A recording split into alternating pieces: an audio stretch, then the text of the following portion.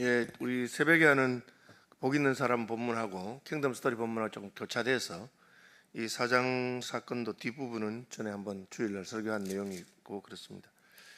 이 사장의 앞부분은 씨 뿌리는 비유이죠. 씨 뿌리는 비유도 토요일날 했는데 기억하시는지 모르겠습니다. 계속해서 예수님 말씀하시는데 그들에게 이르시되 사람이 등불을 가져오는 것은 말 아래나 평상 아래 두려함이냐 등경 위에 두려함이 아니냐. 말은 돼 말할 때 쌀 되는 거 요즘 그 잘 안 보시죠. 요즘은 그냥 뭐 20kg 단위로 포장이 돼서 나오기 때문에 잘 안 보시는데 그 안에 두는 거 아니다 하는 뜻입니다. 그 말은 무슨 말입니까? 예수님께서 지금 비유로 말씀하시고 또 이렇게 하셔도 그게 언젠가는 그 내용을 다 드러낼 것이라는 것이죠. 여러분 암행의사라고 아시죠? 암행의사는 자기 신분을 숨기고 다닙니다. 그런데 계속해서 숨기려고 하는 건 아니죠. 언젠가는 드러낼 것입니다. 조사가 다 끝나고 하면은 드러내죠. 왜 숨깁니까? 그 사람들의 진심을 알기 위해서. 내가 임금이 보낸 암행의사다 이렇게 하면은 누가 그 앞에서 못 하겠어요. 잘 하려는 것처럼 하겠죠. 하나님께서 이제 우리에게 말씀을 주시고 할 때 우리가 어떤 마음으로 그것을 받든지 또 내가 이해되는 것 혹은 내 마음에 드는 것만 받는지 하는 것을 하나님께서는 다 살펴보기를 원합니다. 그래야 믿음이 드러나기 때문이죠. 제가 여러 번 말씀드렸는데 교회 가기만 하면 팔자 고치고 병도 낫고 모든 문제가 다 해결된다면 누가 교회 가지 않겠어요? 하나님 안에 그렇게 하신다면 교회 오는 사람이 진짜 하나님을 믿고 말씀대로 살기 위해서 오는 건지, 교회 가면 병 고치고 교회 가면 팔자 고치고 교회 가면 모든 문제 해결되니까 그렇게 오는지 어떻게 구별을 되겠어요? 예수님께서 보리떡 5개와 물고기 2마리 5,000명을 먹이시면서 하신 말씀 뭡니까? 너희가 나를 따른 것은 내 말씀을 듣고 따른 게 아니고 떡을 먹고 배가 불러서 따랐다. 먹을 거 주니까 왔는데 그것만 있으면 어떻게 하겠습니까? 그 다음에 예수님이 이제 말씀하기 시작하십니다. 그 말씀이 내 마음에 안 들어도 그때 저분이 하나님이시니까, 하나님의 아들이시니까 나는 그분의 말씀을 따라야 되겠다. 그렇게 해야 되는 거죠. 심지어 예수님의 제자 중에 가룟 유다조차도 예수님이 하는 게 마음에 안 들어서, 만약에 예수님이 정권을 잡고 높은 자리에 올라갔으면 가룟 유다 떠났겠어요? 자기 마음에 안 드니까 스승을 은 30에 팔고 그렇게 떠나고, 그러니까 그 사람의 정체가 드러난 것입니다. 어쨌든 예수님 비유하시고 말씀하시는 이유는 내가 그냥 감추어 드리려고 하는 게 아니다. 때가 되면 다 드러날 것이고 언젠가는 밝히 내가 가르친 말씀을 할 것이다. 그래서 드러내려 하지 않고는 숨긴 것이 없고 나타내려 하지 않고는 감춘 것이 없느니라. 숨긴 것이나 감추은 것이 다 언젠가는 드러낼 것이다. 뭐 영 감추려면 뭐 그렇게 감출 이유가 없겠죠. 없애버리면 되니까. 들을 게 있는 자는 들으라. 또 이르시되 너희가 무엇을 듣는가 스스로 삼가라. 너희 헤아리는 그 헤아림으로 너희가 헤아림을 받을 것이요 더 받으리니. 이 말은 말씀을 딱 들으면서 생각해 보는 거죠. 이 말이 내게 이익이 되나? 내 마음에 드는가? 그런 식으로 헤아린다면, 그렇죠. 한때 삼박자 축복이라고 그래서 영혼이 잘 되고 범사에 잘 되고 건강한 축복을 막 얘기하니까 한국에 많은 사람들이 예수 믿겠다고 교회를 가고 달려가고 그랬습니다. 성경에는 그런 말씀이 있는 게 아니고 반대되는 말씀도 있습니다. 무릇 그리스도 예수 안에서 경건하게 살고자 하는 자는 핍박을 받을 것이라. 그런 말씀도 있습니다. 우리는 예수 믿어서 우리가 강건하게 되고 영혼이 잘 되고 축복받는 것만 있는 게 아니고 예수 믿어서 누구든지 내 제자가 되려거든 자기를 부인하고 자기 십자가를 지고 나를 쫓을 것이니라. 그런 말씀도 있단 말이에요. 그러니까 어떤 말씀을 하시든지 그대로 다 다르게 받고 이해가 되든지 이해가 되지 않든지 내가 이해가 부족해서 잘 못 깨닫는 것이지만 그건 하나님 말씀이니까 그대로 받아야 되죠. 오늘날 젊은 친구들이 이제 과학이나 진화론이나 이런 거에 막 성경에 있는 가르침에 대해서 부정적인 그런 걸 주니까 그냥 성경 말씀이 이게 뭐 과학적이지 않으니까 못 믿겠다는 식으로 그렇게 이야기합니다. 우리가 하나님을 신뢰하고 믿음이 들면 어떤 생각이 듭니까? 뭐 과학자들이 아직까지 덜 밝혔겠지, 혹은 하나님께서 그냥 그런 식으로 표현해서 그렇지, 그렇다고 해서 하나님이 안 계신 것도 아니고 하나님이 천지를 창조하지 않은 건 아닌데 내가 틀렸고 하나님 맞겠지, 그렇게 그런 마음을 가져야 되는데 헤아리죠. 내 머리에서 다 헤아려보고 목사가 무슨 설교하면은 저 말해서 그냥 우리 주머니에 있는 돈 빼앗아 가려고 하는가, 뭐 그런 식으로 헤아리면 어떻게 돼? 하나님도 헤아릴 것이라. 하나님도. 아브라함은 하나님께서 내 독자 이삭을 바치라 할 때 헤아리지 않습니다. 왜 하나님이 그런 말씀하실까? 그냥 하나님 말씀이니까 두말하지 않고 아내 사라도 언하지 않습니다. 그 사라가 90세 낳은 아들을 죽이고 싶겠어요. 그래서 홀로 이삭을 데리고 갑니다. 아들이 물어보잖아요. 아버지, 뗄감하는 나무하고 불은 있는데 재물 어디가 있습니까? 얼마나 아브라함 마음이 아팠겠어요. 그럼 아브라함은 헤아리지 않고 그냥 가면서 여호와의 산에서 예비될 것이다. 그러니까 하나님께서도 헤아리지 않는 아브라함의 그 말 듣고 아브라함에게 헤아리지 않고 자기 아들 독자 예수 그리스도를 제물로 주시는 분인 것입니다. 그러니까 하나님 말씀 들을 때 뭐 그냥 이해가 잘 안 되면 때가 되면 하나님께서 다 가르쳐 주시겠지 하고 그렇게 받고 다 드러낼 때가 있을 거라고 그렇게 생각하고 우리가 헤아리는 게 아닙니다. 예수님께서도 조금만 기다려봐라. 다 내가 한 말이 무슨 뜻인지 깨달아질 날이 있을 것이다. 그렇게 때로는 비유로도 말씀하시고 그렇게 합니다. 숨기려고 하는 거 아니다. 그렇게 말씀하시죠. 있는 자는 받을 것이요 없는 자는 그 있는 것까지도 빼앗기리라. 하나님 말씀 믿음으로 받기 시작하면 그때부터 그 말씀의 비밀이 풀리기 시작하면서 점점 더 깊은 은혜의 바다 속으로 들어가게 됩니다. 그것을 내 마음에서부터 헤아리고 거부하기 시작하면 그때부터 점점 더 이제 말씀이 귀에 들어오지 않게 되고 어느 순간부터는 무슨 말을 들어도 마음에 감동이 없고 뭐 그냥 그렇게 되는 것입니다. 또 이르시되 하나님의 나라는 사람이 씨를 땅에 뿌린 것 같으니 그가 밤낮 자고 깨고 하는 중에 씨가 나서 자라되 어떻게 그리 되는지를 알지 못하니라. 말씀이 그렇습니다. 우리는 이 말씀이 어떻게 우리에게 은혜를 끼치고 어떻게 나의 삶을 변화시키는지 그 메커니즘을 알지 못합니다.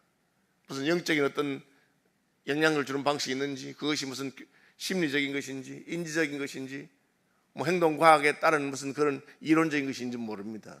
그러나 성경에 분명히 믿음은 들음에서 나고 들음은 예수 그리스도의 복음이다. 예수 그리스도의 말씀으로 말미암았다. 그러니까 그 말씀이 우리에게 떨어지면 어느 날 그것이 sak이 나고 자라고 하는 겁니다. 왜 그렇습니까? 하나님께서 그렇게 하시기 때문에 그렇습니다. 하나님이 천지를 말씀으로 만드신 것도 그것입니다. 하나님 말씀하니까 빛이 있으라니까 빛이 있고 말씀하니까 하늘과 땅이 나누어지고 그렇게 말씀하는 겁니다. 마찬가지로 농부가 씨를 뿌릴 때도 이 씨앗이 어떻게 습기와 습도와 온도와 압력이 되어가지고 그렇게 싹이 나는지 모릅니다.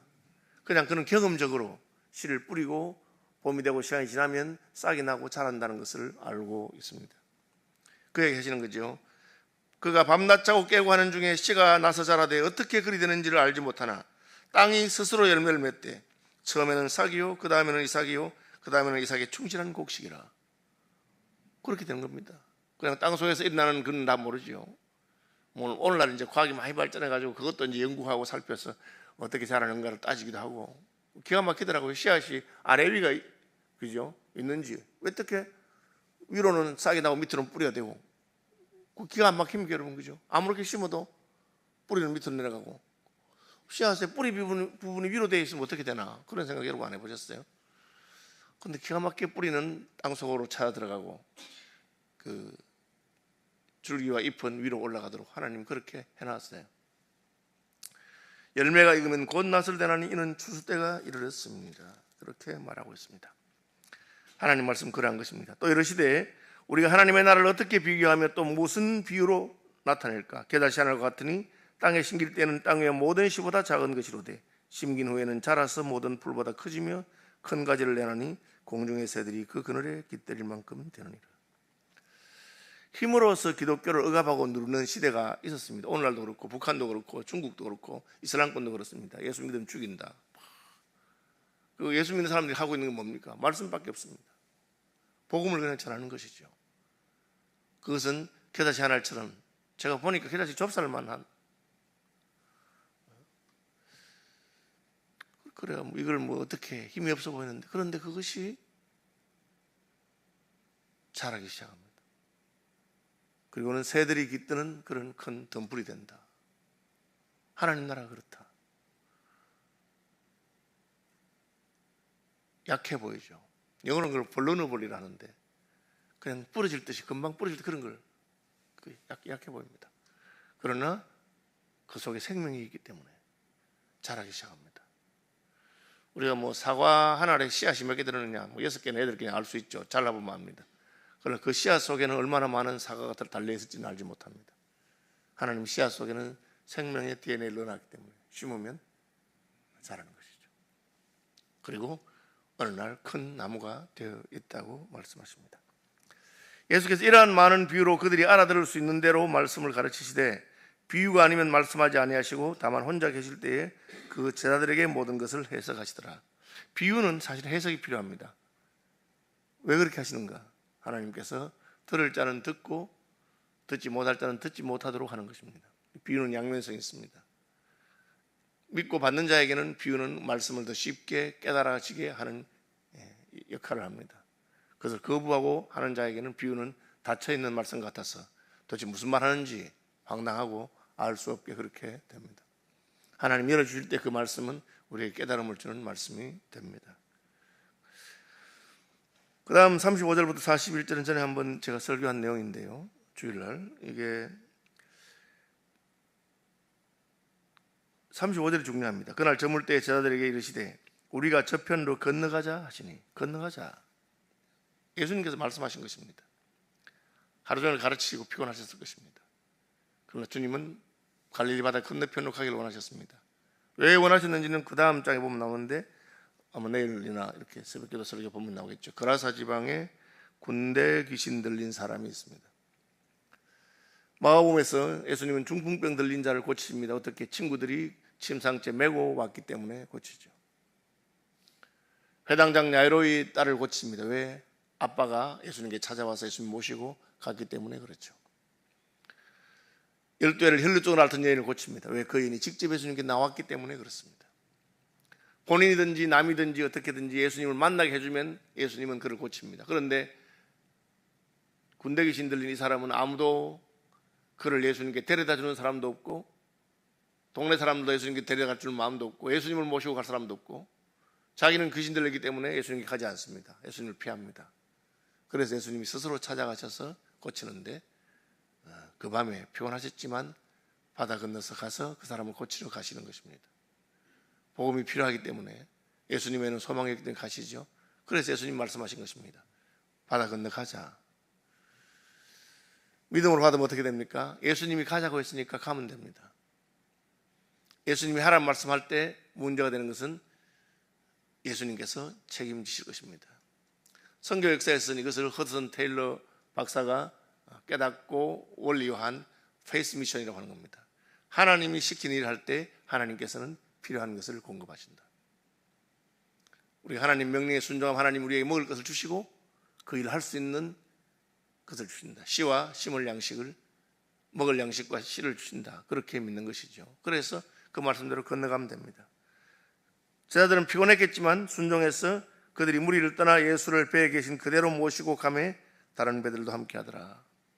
따르는 사람도 있고 건너간 것이죠. 이것은 오늘 본문 앞에 나오는 어제 토요일 새벽 기도에 한 것, 씨 뿌리는 비유로 말하자면 씨를 뿌렸는데 길가에 떨어져서 새가 와서 찝어 먹은 것은 아닙니다. 말씀 듣고 잊어버리지 않고 말씀 듣자 그대로 즉각적으로 순종했습니다. 그렇죠? 그런데 가다가 보니까 광풍이 몰아치기 시작했습니다. 씨 뿌리는 비유하면 가시떨기에 심기운 아닙니다. 그 돌짝밭에 심기운 것. 뿌리를 내리지 못하게 되는 바람이 풍랑이 일고 하니까. 그렇죠?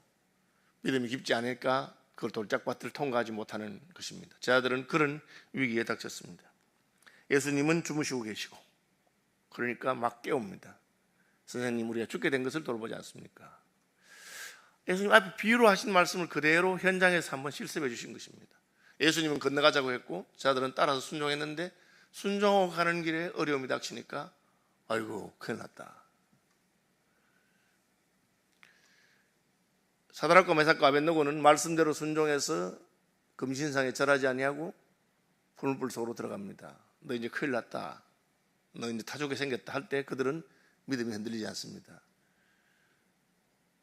우리에게 우상에게 절하지 말라고 명령하신 하나님께서 우리를 극렬히 타는 불물불 가운데서도 건지실 것을 믿습니다. 그러다 타 죽으면 어떡할래? 그리 안 하셔도 우리는 믿습니다. 주님이 시키는 대로 하다가 풍랑이는 바다에서 죽으면 어떻게 됩니까? 그것이 순교고 그것이 주님께서 원하시는 길이라고 믿고 가면 되는 거죠. 근데 그 믿음은 잘 안 생기는 거죠. 그러니까 막 예수님을 깨웁니다. 그 예수님께서 깨자 바다를 꾸짖죠. 잠잠하라 고요하라 그렇게 하시죠. 바람을 꾸짖으시며 바다들을 이르시되 왜? 하나님께서 이미 이 배가 건너갈 것을 결정하셨기 때문에 하나님의 이 일을 방해하는 놈은 하나님께서 풍랑이라도 바다라도 꾸지라 마시고 그렇게 하시는 겁니다. 성경에 보면 이 산들어 들리어 바다에 떠지거라 그런 명령이 있습니다. 왜 그렇게 합니까? 아니 멀쩡한 산을 왜 바다에 들어가고 그런 명령을 하게 됩니까? 그런 거 하면 안 되죠. 장난으로. 그런데 그대로 되리라. 왜? 만약 그것이 하나님의 뜻이라면 하나님의 역사를 방해하는 산이 있으면 산을 바다에 던지라고 명령하면 하나님께서 그렇게 이루실 것이다. 우리는 그게 어떤 방식으로 성취될는지는 알지 못합니다. 하나님께서 그렇게 하시죠. 일제가 우리나라를 침공하고 나중에는 신사참배를 강요하고 예배하기 전에 동방요배하고 예배하기 전에 신사에 가서 절하고 와서 예배하라 그런 식으로 할 때 그때 하나님께서 우리 안희숙 여사님 박관윤 장로님 같은 분을 가지고 현해탄을 건너서 도강정도 없는데 일본 국회에 가서 하나님의 불심판이 있을 것이다 그렇게 말했어요. 그럼 일본에 무슨 불심판은 불심판 원자폭탄 딱 2발 떨어지고 나니까 찍소리 못하고 항복하게 됩니다. 참 무서운 저는 그 전기를 읽으면 참 하나님 무서우신 분이구나. 그 종들의 입에서 나오는 말씀이 그대로 성취해도 그렇게 하신 것입니다. 지금 예수님께서 바다 건너가자고 말했고 제자들이 그 말씀에 순종해서 가는데 이놈이 막아서고 있습니다. 제자들은 막아서니까 두려워서 막 그렇게 하고 예수님은 막아서는 파도와 풍랑을 향해서 책망하시면서 바다를 꾸짖으십니다. 하나님께서 가는 길을 누가 막아서느냐. 데이비드 리빙스톤이 남긴 유명한 말이 사명이 있는 사람은 죽지 않는다. 하나님께서 내게 하신 그 일을 내가 해야 되는데 누가 나를 죽일 수 있느냐. 여러분 아파서 죽거나 병들어 죽거나 사고나 죽는 게 아닙니다. 하나님께서 우리를 부르시면 우리가 가는 것이죠. 하나님의 사람들은 그런 믿음이 있습니다. 제자들이 이렇게 제자들에게 이르시되 어찌하여 이렇게 무서워하느냐. 내가 어찌 믿음이 없느냐. 내가 건너가자 하지 않더냐. 뭘 무서워하는 거냐. 내가 너희를 떠났느냐. 내가 함께 하지 않더냐. 여러분 그 광야 출애굽 동안에 제일 문제가 뭐냐면 하나님이 구름 기둥과 불 기둥으로 하나님의 임재를 이스라엘 백성들에게 보여주고 있습니다. 지금 하나님의 구름 기둥이 우리를 사막의 빛에서 태양빛에서 지켜주고 계시고 사막의 밤의 그 추위에서 불기둥이 우리를 지키고 있는 것을 보면서도 불평하고 원망한 것입니다. 그걸 늘 기억해야 됩니다. 예수 안 믿는 사람이라면 무슨 원망하든지 불평하든지 관계없는데 예수님 우리 마음에 모시고 내가 세상 끝날까지 너희와 함께 있겠다고 했음에도 불구하고 조금 순종하다가 풍랑이니까 두려워하고 불평하고 원망하고 무서워하고 그렇게 하니까 예수님이 믿음이 없는 자야. 그들이 심히 두려워하여 서로 말하되 그가 누구이기에 바람과 바다도 순종하고. 누구입니까? 하나님 보내신 분이고 하나님의 아들이고 바람과 바다도 순종하게 하시는 분입니다. 말씀 묵상하신 아침 되시기를 바랍니다. 하늘에 계신 우리